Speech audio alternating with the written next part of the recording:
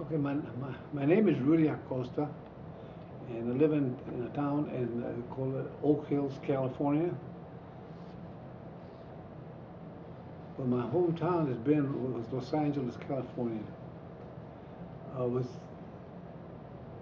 how many years old induction enlisted? I don't know, what do you mean how many years? How old were you when you Oh, went? I was 19 when they asked me how, I was drafted at that time. Where when the timing that I threw my training, when I went to radio school in Kansas City, Missouri, you know, I was there for 20 weeks and finished the course. And then we shipped out, and I came to Hammerfield, California. And at that time, they wanted to, well, the whole class was there. But I wanted to fly so bad, and so I went and had a training school there. Not training school. They had it's an air base, but they have one of those where they take you up in it's a channel.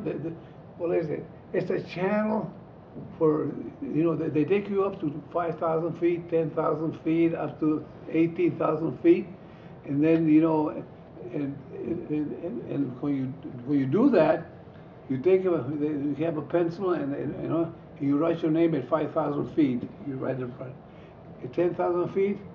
You write it again. 15,000 feet again, and at 18,000 you do it again.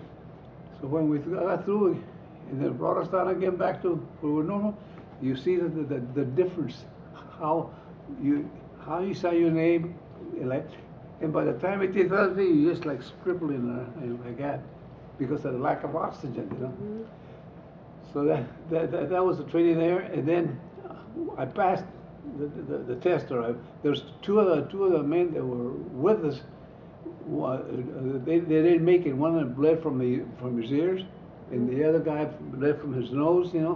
So they were washed out, and they couldn't continue. So, but I passed. I mean, it was pretty good. They call it a 6'4" and a 6'5". 6'4" was a regular the exam you get into the military, or you're into the military, but they call it a 6'4" physical that you take, and 6'5" is a little bit greater. So you have to have a 6'5" in order to get into a flying school. So I got in all right with a 6'5". So then my training, after I went to radio school, and then we went from there to Hammerfield.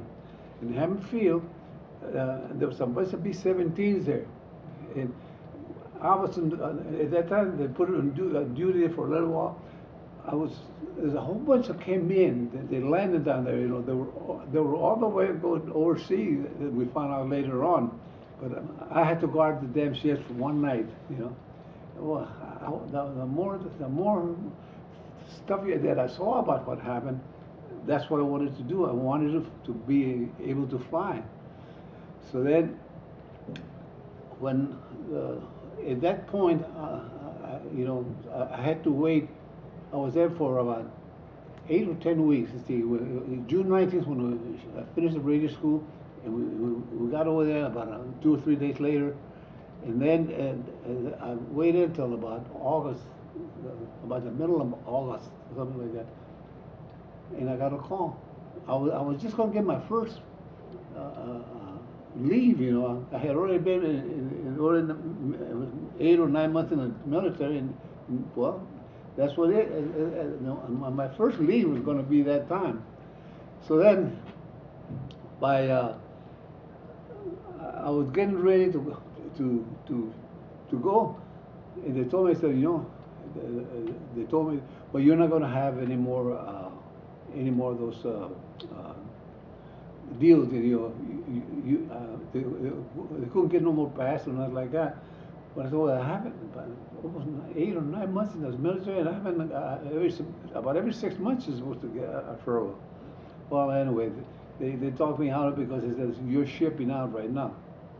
There was one other guy, and myself, his name was Bob Greaves, and myself.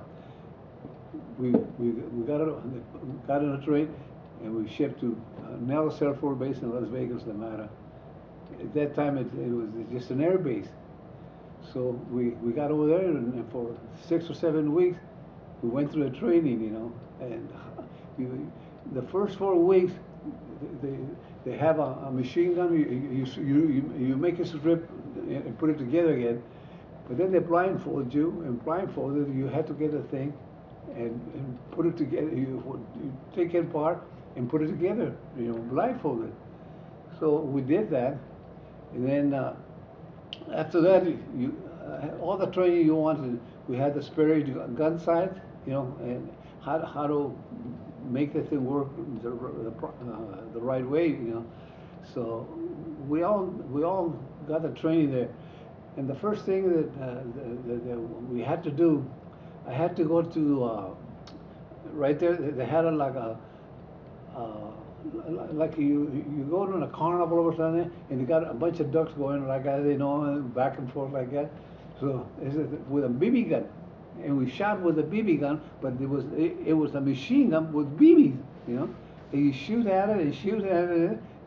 That's the first time we got a shot at something like that. And then from there we went to a 22, and we shot the same thing. So that's the way. And then we graduated. We went to the actual shooting.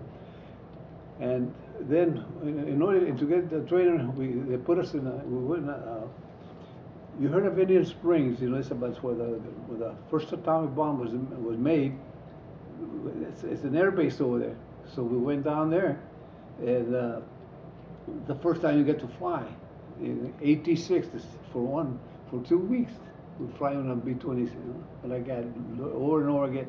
And when you're ready, and you're fighting, and the one after the other like this, your turn to go over there, and there's a target ship that goes like that, and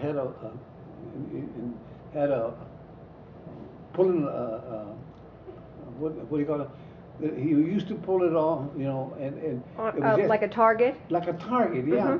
So as you go like that, and the pilot, you know, we're going as fast, about 10 miles an hour, then a little bit 25 miles an hour, 35 miles an hour. The time that it takes to get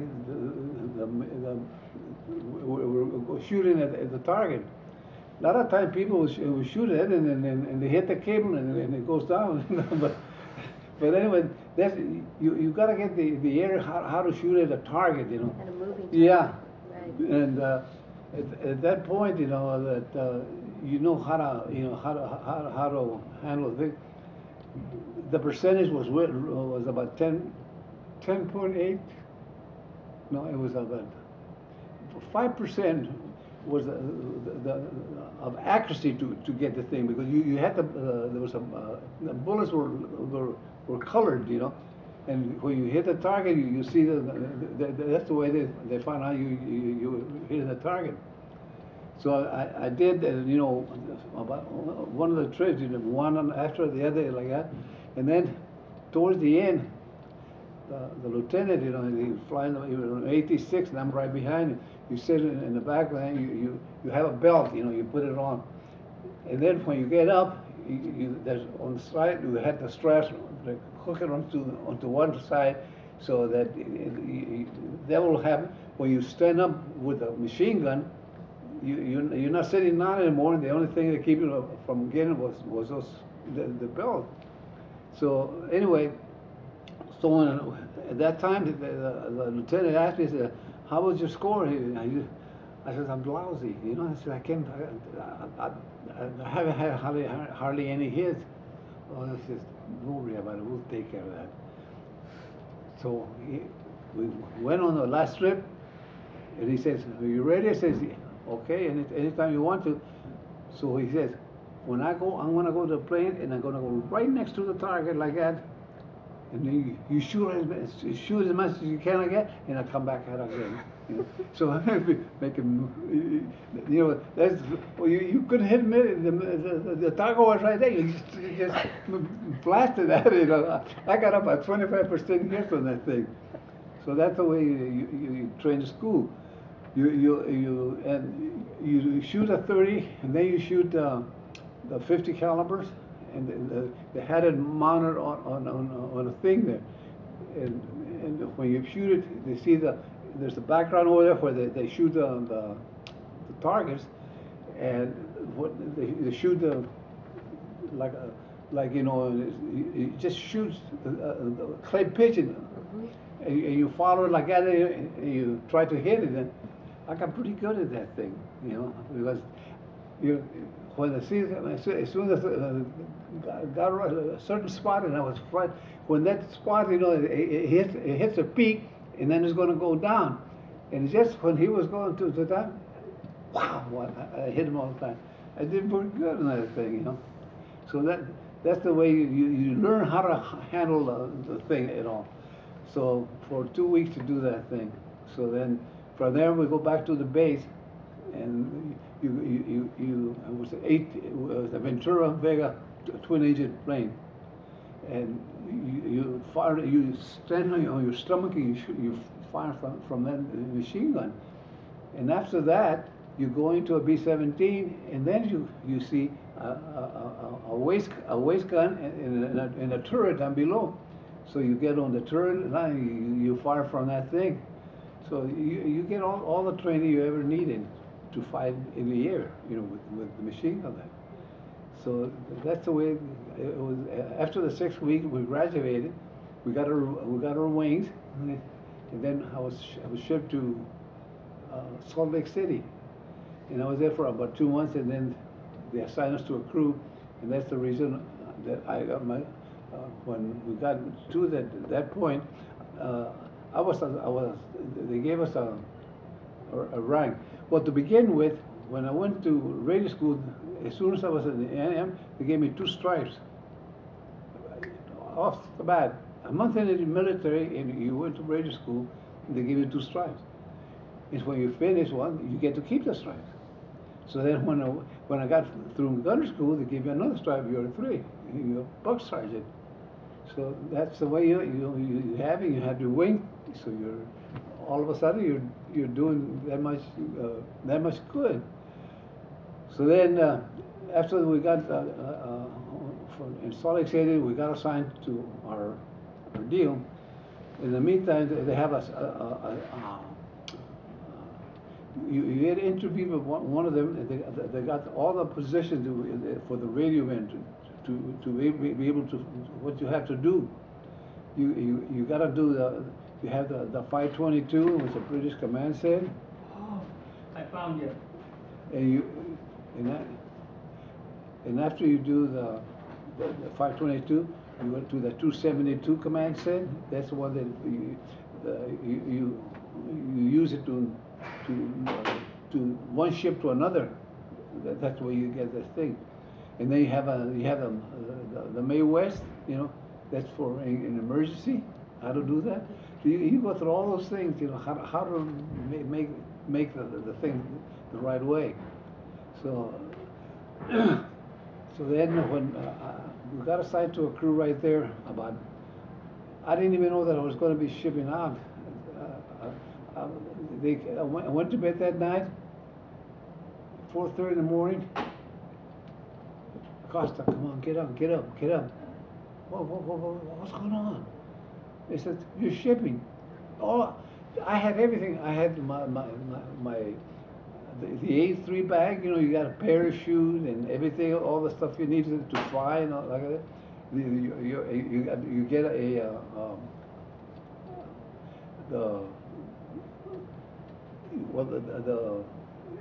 get you get the harness to put it on, and the parachute you got the clips like that. You take it and you put it on and you click it on like that. See, and you got a belly. It's right on your belly.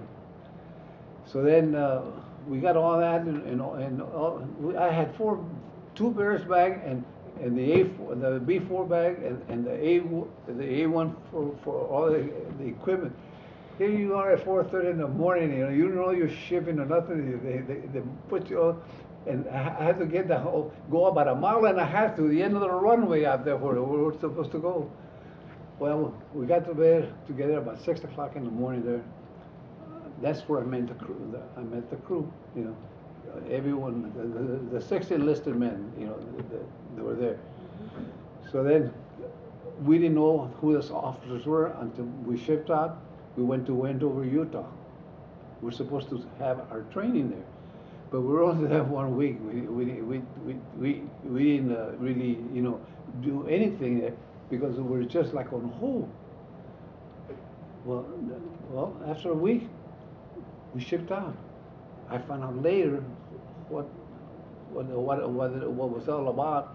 The reason they shipped us out because at that time the atomic bomb was already to be, and they used that base there because it's you're right in the middle of nowhere over there. No. You just a peak here, a peak there. You have a lot of salt flies. Nobody around could even spy on you. So that's the reason we shipped out. We went to the what do you call it? We went from that Wendover, Utah. We got on a train, and we came to Marshfield in California. It's only 60 miles from home. It was really good. So that's where we got to train right there. And then the pilot came in, the navigator came in, the bombardier came in, the co-pilot. We all got together.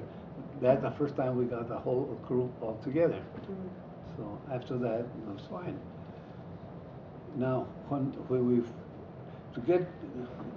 we finished the training for 3 months. We flew together, day and night. We would go day and night. Sometimes at night, sometimes in the day. We were all trained together as a crew. The enlisted men were all in the waste time, but also radio. And I was there banging away at the radio, sending position reports every time. Like you usually would have an emergency. You know what to do with it. So then, when we decided to get the air, we're through with the training. We got a troop train took us from Marshfield. We went to San Francisco. They have a place down there for. And what was the name of that? I used to know what the hell. Not Traverse. The what? Just Traverse Air Force. No, it Base. wasn't Traverse. It was just it was an airfield, and that's where we were supposed to go. And we were there for about 2 weeks, and then you get to fly the craft, and that's the one. At that time, there was going to be an aeroplane. So then we went ahead and we got all the shots we need. They give you shots for all the shots you're going overseas, and then they from that point we just got into the top of the plane, and we flew across the country. We went and we stopped in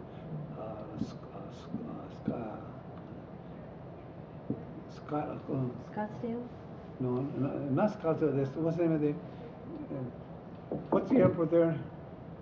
In where? Let's see. Did you go across the country and then to? Yeah, we went to the air base down there, which is the airport there now is big one, Sky Harbor, I think they call it. Anyway, we went there. We spent the night there. We parked the plane. The next day we went to Midland, Texas. It's the same thing again. And when we got there, boy, I'm telling you, we come in for a landing, and they said it was a dust storm all over the sky. In Texas, boy, that's the way it goes. It was not, well, to begin with, it was March the 19th when we shipped out. So the first night we got to Sky Harbor, and then from there we went to Midland, Texas, and the wind was so blowing, nothing but in the middle of the desert over there. And the wind, as you come in for a landing like that, the wind, just before we were almost going to land like that, when the wind blew us completely off the freeway, and there's a bunch of aircraft, instead of landing on the runway, we were going to land right on top of those ships, you know. So, boy, and I'm, the pilot's right there, and the co-pilot's, and I'm right between it. I thought, and I thought, hit the throttle, you know, because I knew what was going to happen. They hit the throttle, and we just got enough. We just made, we just right on top of the plane. We went and said, a little bit at a time. We went around. We came back again and landed that time. Well, that was close. I mean, we would have scrapped a bunch of planes in, and we all would have got killed at that time. So anyway, from Midland, Texas, we went to Memphis, Tennessee. We spent 2 nights there because the high, you know, the weather was real bad. Like, must have been a hurricane or something. We were around there for 2 days, and that's the first time I saw a B-29. You know, it was parked on them, and boy, that thing's such a huge airplane. Well, anyway, from there we went ahead. 2 days we went again on the plane, and we were supposed to go from Memphis. We were supposed to go to Morrison Field and over there in West Palm Beach. And so the trouble was, we couldn't get through. We went up to about 30,000 feet. It was still clouds. We couldn't get any higher. So we come down again, and we come back again to about 200 feet off the ground. We were flying around all the swamps, you know, over there, going around again in northern Florida there. Near, it was Jacksonville, Florida. I knew it, but we went around and we got in and we landed right there. So that's from there we got there, and then from the Jacksonville we went to West Palm Beach, where we were supposed to be going the day before, and we arrived there. We were there 1 day, and then the next day we got our orders, shipping out, and we flew from there to Trinidad. And from Trinidad we went to Belém, Brazil. From Belém, Brazil we went to Fortaleza, Brazil, and from there the ship took off, and it goes to across the ocean. 13 hours. We took off 10 minutes to 8 at night, all night long from one, and we got to the middle of the ocean. You know, I keep on sending the messages on the radio. You know, I get it into the net, and when I got to the middle of the ocean after about several times, I'm supposed to halfway there. We're supposed to get the car. It told me I'm supposed to go ahead and call the car and let them know. So I did. I called them out, and they accepted me in the net. So I called back in Brazil. I said, "Okay, now you can drop me." He says, "I'm already going into the car." So and just as we were going to go land in the car, we're trying to see the ocean because the navigator, you know, we were right. We knew where we were, but the gas was coming down so low. The engineer, I asked him, I says, "Hey Phil, how much gas we got?" There's 4 deals, I guess, with one for one of the engines. They said, I don't think we got any gas left. I think we're flying on fumes. Mm-hmm. So, we just barely got to the runway. We landed, and then we just went to the end of the runway. One engine quit. When we go park and play over here, another engine quit. We asked how close we came to going into the ocean, because at 12 planes we took off in different versions. You know, everybody was on his own, but 12 ships they took off that night, going in the same direction. 4 of them didn't make it. They had to ditch in the middle of the ocean. 4 of them completely gone. You know, so we had they had a picket line down there where for that purpose, they know where, if they run out of gas, from there on down, they would just wait for somebody to dish. And that's what they did. They pick up all those, after you crash, because we had how to handle it when we went ahead into the water. You come in and you hit the water, like this, and going like that, and then it'll hit the nose again.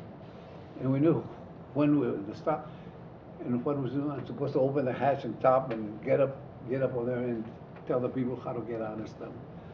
So we learned all that, how, when you dish in the ocean or like that, what to do, you know. So it was good training they gave us, you know. So then when we got from Dakar, Africa, we went to Marrakech, French Morocco, and then we spent one night there, and then we went from there to the Atlas Mountains that have there, about 50 feet high. You know, they're so high, and there's a way to get through, and you go through a pass like that, and you go around it. You know, and the pilot didn't know. I said, how come? He didn't know what to do. And I said, well, I was looking, and I could see the two beasts coming like that. I said, you go right in between like that. You could see a little bit of light over there. You go in between the two mountains like that, and you go like that, and you come back, and you see a clear path. We got across that way. So we landed in Tunisia there, and I told her, I said, you're not supposed to, you know, I get from my radio, they told me what we were going to do, you know, and he told us what our job was, what we had to do in case we, you know, whatever. They want to make sure that you know, that besides the pilot and the rest of it, and me and be a radio operator, I'm in communication all the time, so they told me what to do, and so he went and landed. I said, you're not supposed to land.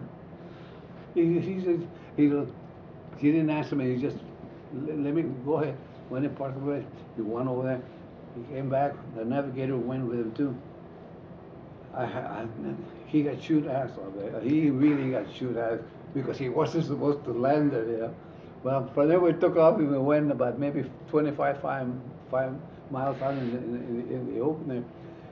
And that's the point where Ramos, all the prisoners from they had that war, and there's about 100,000 places there where they were all trapped. They could go no place. They took him, and they took all those prisoners out of there. But there was an air base there, but it was a dirt runway, and it was just a little tower, and it's got a tunnel, you know, like you see in some of the planes, you know, they don't have a tower, but they tell you which way the wind is blowing. A windsock? Yeah, like a windsock, like that, yeah. So we landed there, you know. He got his orders again, and then from there we took off. We didn't know where we went until we got there. You know, they never told he didn't know where we were going. So every time we made like that, he always used to, after we get landed, then he told us when we had to land there. Okay, fine. Well, we took off and went across the Mediterranean like that, you know, and we landed in Manduria. That was the headquarters for the 450th Bomb Group. We were supposed to go, and we were supposed to be there. And because to begin with, that's where we were supposed to be, but the day before, that was, we got there, it was April the 5th, you know. The day before, the 17th, from the 449th, 7 ships went down. They went into a target in Bucharest, and they didn't have no fighter, no fighter escort, because the fighter didn't give us the escort until a little bit later in the year, you know. But you're on your own for about 45 minutes before you hit the target, and we don't have any aircraft. I mean, we don't have any of the fighters with us. So anyway, they went to Bucharest that time, the day before, and 5 of the planes that were from the 449th and the 719 Bomb Squadron. we had a 716, a 717, 718. You know, they're all separate like us. You know, we're in the 719. Well, the 719, that's when we were because the five of them ships went down the day before, and two more from the other two.